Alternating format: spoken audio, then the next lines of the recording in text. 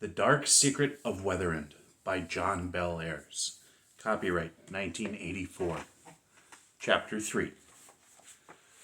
As the end of October drew near, the Hoosac Public Library began getting ready for the opening of the genealogy room. Miss Eels was looking forward to this event about as much as the average person looks forward to an attack of the flu. The big day had been set for October 29. In the privacy of her office, Miss Eels sourly confided to Anthony that the ceremony ought to be a Halloween party, with Mrs. Oxenstern coming as the Goodyear blimp. Miss Eels was still quite bitter about the genealogy room, and she was even angrier about the fact that she would have to be present at the opening ceremony and the reception afterward. But as head librarian, she could hardly stay away. And so she grimly began to prepare herself to say nice things to everyone, even to Mrs. Oxenstern. On the day of the opening ceremony, Anthony came to work at the library as usual. He arrived around 3:30 in the afternoon, and as he walked in the front door, he saw a man standing at the main desk talking to Miss Eels. He was about medium height and wore an expensive-looking coat over a pinstriped suit.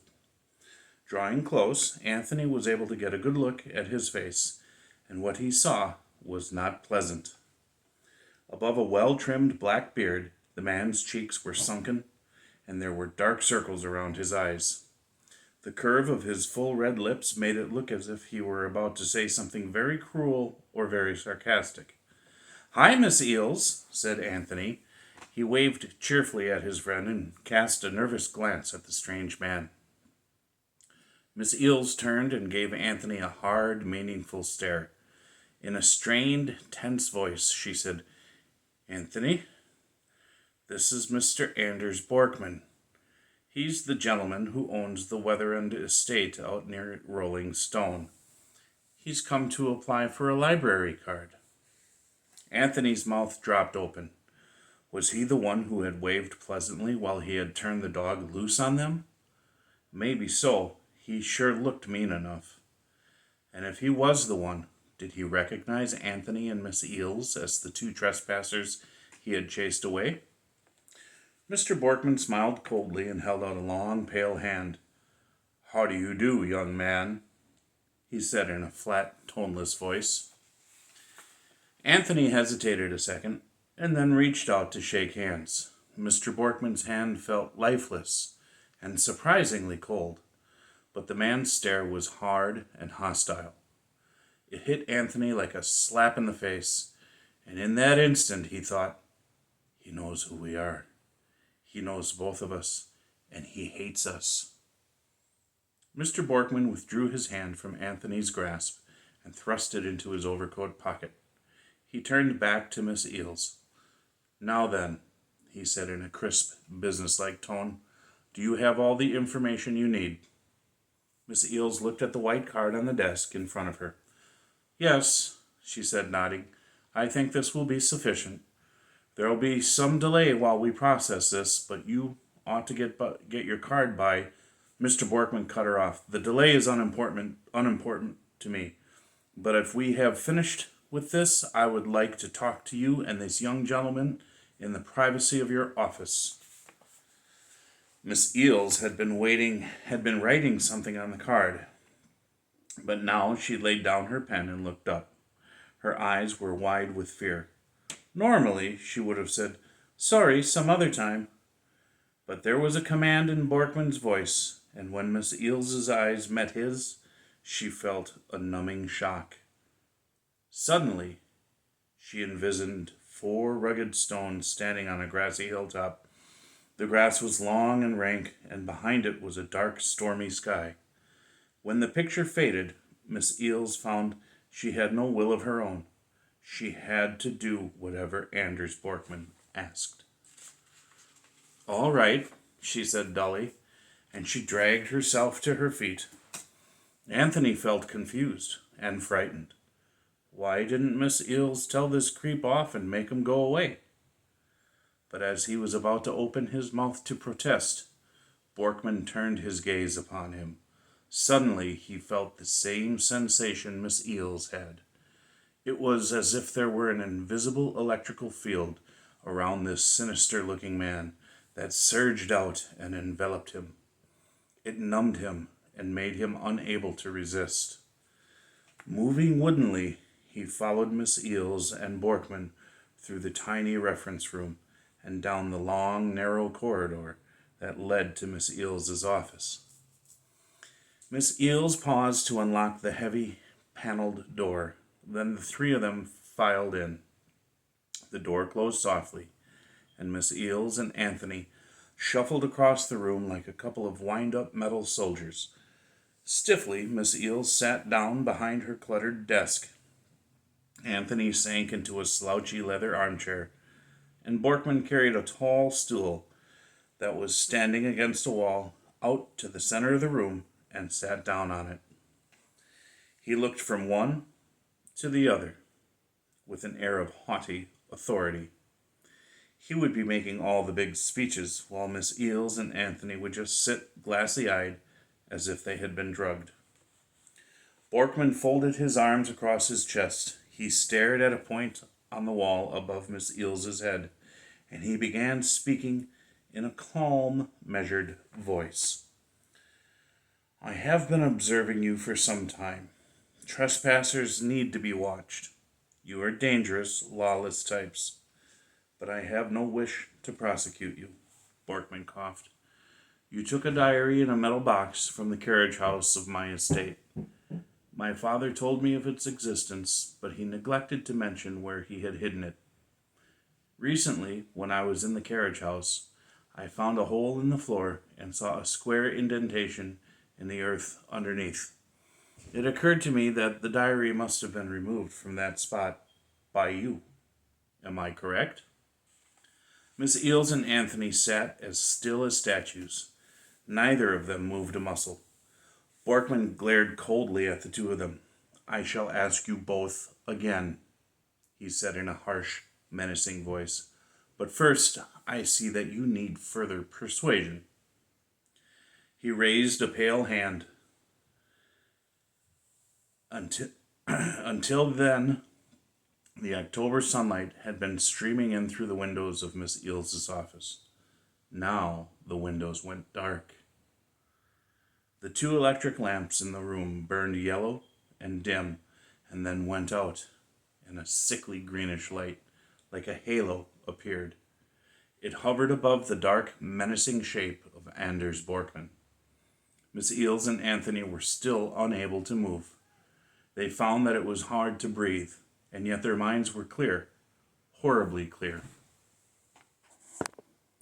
They knew that they were helpless in the presence of someone or something that was unutterably evil.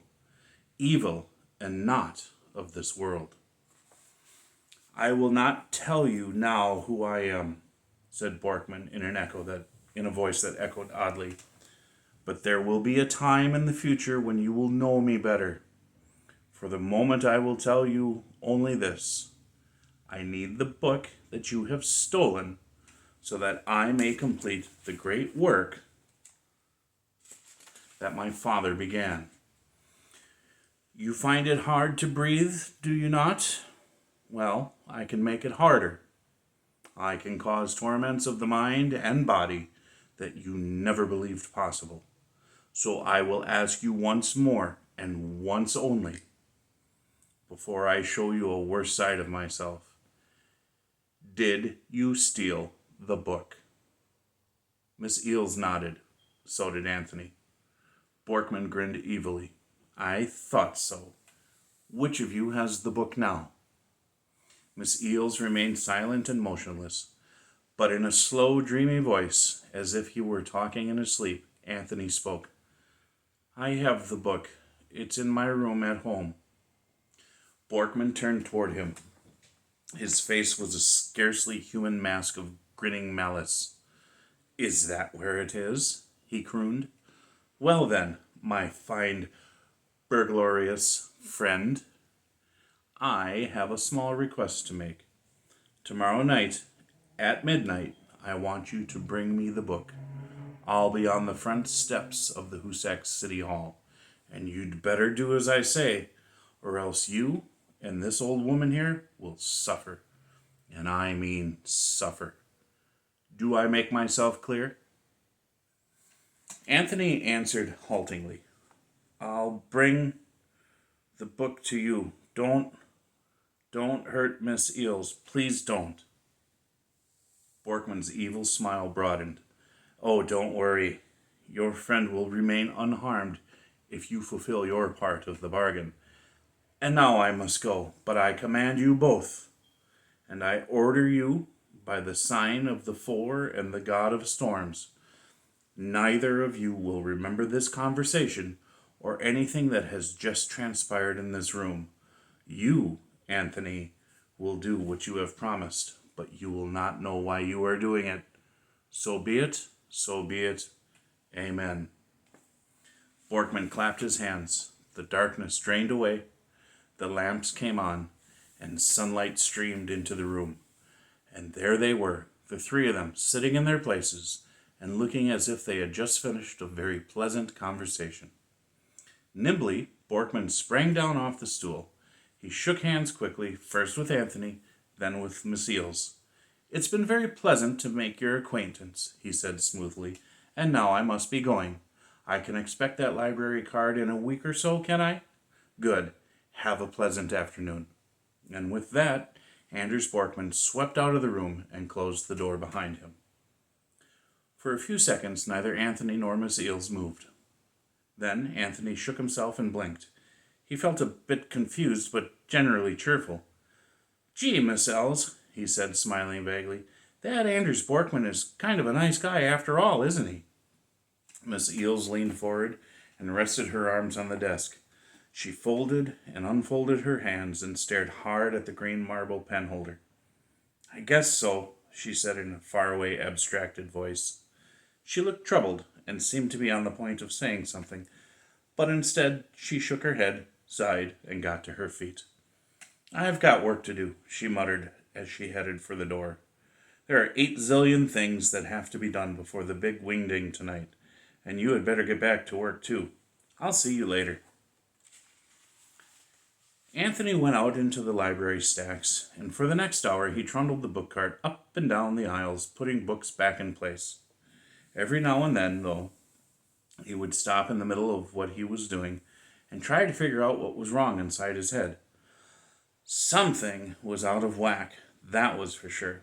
It was as if there was a blank space, something he couldn't account for. But then he would laugh and tell himself that he was being silly and go on shelving books.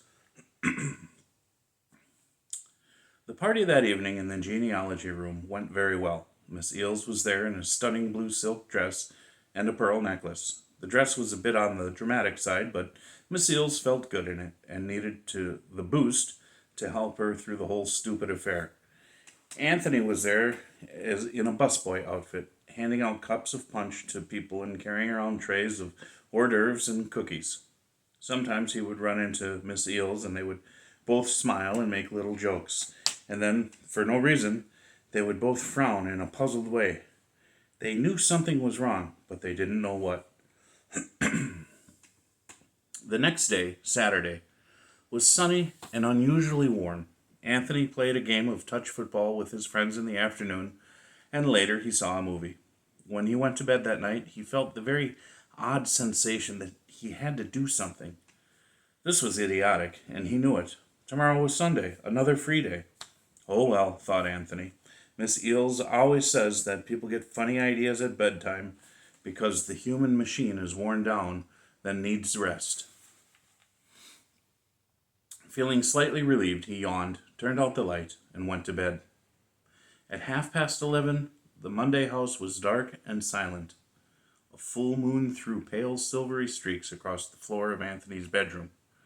Anthony stirred and got up, padding across the room to his desk. He took something out of the desk drawer and went to the chair where his clothes were laid out. Soon he was dressed. He picked up the diary, tucked it under his arm, and left the room, closing the door softly behind him. A short while later, Anthony was standing on the steps of City Hall. The huge old building, a fortress of black stone, cast its shadow over him and hid him from sight. Across the street, the illuminated clock in the tower of the Methodist church said it was 1 minute to 12.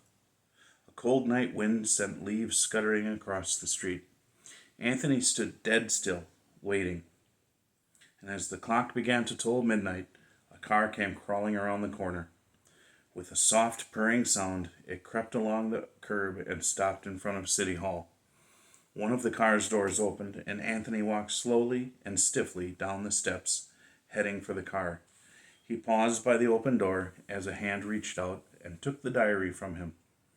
The door closed, and with a sudden acceleration, the car sped away. Anthony stood staring after it for a full minute, and then he turned and walked down the street back into the silent darkness.